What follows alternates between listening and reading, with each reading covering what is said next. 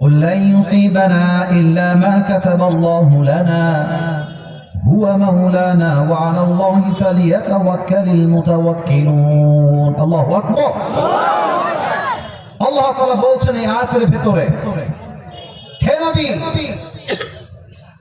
আপনি বলে দেন, whatever Allah subhanahu wa ta'ala has decided for you must happen, and whatever he has not decided will never ever happen. আল্লাহ বলছে বান্দা আমি তোর কপালে যা লিখে রেখেছি তাই হবে, আমি তোর কপালে যা লিখে রাখি নাই তা হবে না।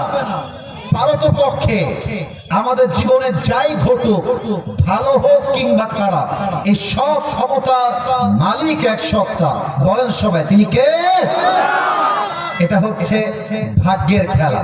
ভাগ্যে যা আছে তাই হবে, ভাগ্যে যা নাই তা হবে না। বিশ্বাস সবার আছে না নাই? আরেকটি আয়াত আমি তেলাওয়াত করেছি, আল্লাহ তাআলা বলছেন, না পিচ্ছিদের আওয়াজ পেলে আমার তাফসিরে ডিস্টার্ব হবে বাবুরা। একজন এখানকার যারা ভলান্টিয়ার্স আছে ওখানে থাকলে maybe it could be better, এটা ভালো হতো। না না না না আওয়াজ না, ওদেরকে ধমক দিয়ে না, আওয়াজ করবে না ওরা। আপনি বসে থাকেন ভাই, আপনি এখানে বসেন না, এখানে বসে পড়েন, আপনি সবচেয়ে বেস্ট হবে। প্রিয় ভাইরা আপনাকে রাগ করলেন? আপনারা কত চাতক পাখির মতো তাকিয়ে আছেন, ওরা আওয়াজ করলে আপনারও ডিস্টার্ব হবে, আমাদেরও ডিস্টার্ব হবে। বাচ্চারা খেলবে, এটা অন্যায় না, এটা দোষের না, বাট আমাদেরকে পরিবেশ বজায় রেখেই সম্পূর্ণ ওয়াজ করতে হবে, ঠিক কিনা বলেন? আমি তেলাওয়াত করছি আয়াতটা, وَمَن يَتَوَكَّلْ عَلَى اللَّهِ فَهُوَ حَسْبُهُ whoever trust in Allah subhanahu wa ta'ala, Allah is sufficient for him. যেই বান্দা আল্লাহর উপরে ভরসা করে, আল্লাহ বলছে আমি একাই তার জন্য যথেষ্ট হয়ে যাই। সুবহানাল্লাহ বলেন সবাই। সুবহানাল্লাহ। আরেকটা আয়াত আমি তেলাওয়াত করব, প্রথম অংশ পড়ব আমি, দ্বিতীয় অংশ পড়বেন আপনারা। দেখা যাক আপনারা টাঙ্গাইলবাসী পারেন কিনা। فإن مع العسر يسرا ইন্না মাআল উসরি ইউসরা। এই আয়াতের তরজমা সবাই হয়তোবা জানেন। কষ্টের সাথেই রয়েছে স্বস্তি। কষ্ট আছে যেখানে স্বস্তি আছে সেখানে, দুঃখ আছে যেখানে শান্তিও আছে সেখানে। এটা ন্যাচার করে দিয়েছে একজন, বলেন সবাই তিনি কে? আল্লাহ।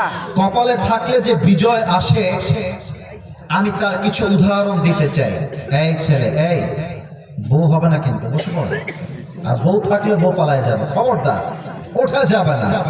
এখান থেকে যখন উঠবেন, যখন দোয়া শেষ হবে, তার আগে কেউ উঠতে পারবে না, ঠিক না বলেন?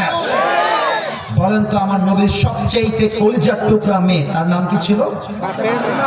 বাচ্চাদের আওয়াজ ভালো, আপনাদের যে লজ্জা হওয়া দরকার আপনাদের মেয়ে। আরেকবার চান্স দিচ্ছি, নবীর সবচেয়ে কলিজার টুকরা মেয়ে, তার নাম কি ছিল? ফাতেমা। সেকেন্ড কোয়েশ্চেন, আশা করা যায় জবাব আমি পাবো সঠিকভাবে। বলেন তো ফাতেমা রাদিয়াল্লাহু তাআলা আনহার প্রাণপ্রিয় স্বামীর নাম কি? এই তো আপনারা লাইনে আসছেন, লাইনে আসছেন। লাস্ট প্রশ্ন, শেষ ভালো যা, শেষ ভালো যা। বলেন তো ফাতেমা এবং আলীর ঘর থেকে দুইজন সন্তান জান্নাতের সর্দার হয়ে এসেছিল, এক হাসান, দুই সবার থেকে জানতে চাই, এক হাসান, দুই তোমাদের যুবকদের শিক্ষা নেওয়া দরকার আলীর থেকে। এই ছেলে পেলে রাস্তাঘাটে মেয়ে পছন্দ হইলে পেছন পেছন লাইন মারে। আরে বেটা লাইন মারবা কেন? সোজা গিয়ে মেয়ের বাপকে অ্যাটাক করবা যে আপনার মেয়েকে